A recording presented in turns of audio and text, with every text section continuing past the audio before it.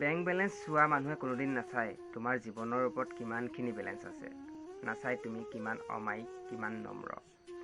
দেউতাকৰ সৰহকৈ টকা থকা সন্তানে একো নকৰি ঘৰত সোমাই থাকিলেও কোনোদিন ঘৰ গুণা নহয় যিমান অকৰ্মণ্য দুখীয়া বি এ পাছ কৰি ল'ৰাটো হয়।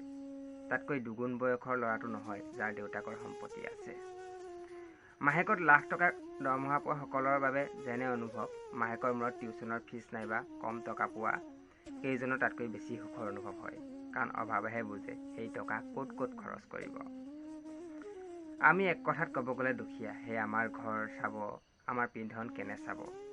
কিন্তু কোনোদিন কোনোৱে ৰখাই নুসুধে তোমাৰ অভিজ্ঞতা কিমান, নাইবা তোমাৰ জ্ঞানৰ পৰিসৰ কিমান। আমি ভাল কাম কৰিলে প্ৰশংসা দুজনে কৰিব, 10জনে বেয়াকৈ গাব আৰু বেলেগৰ ক্ষেত্ৰত 10জনেই প্ৰশংসা কৰিব।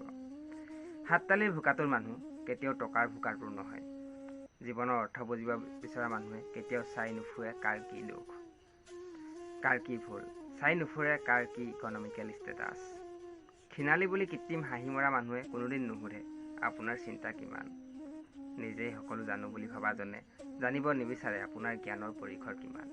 মাথো ক'ব তই জানো, তই পাৰিবি জানো।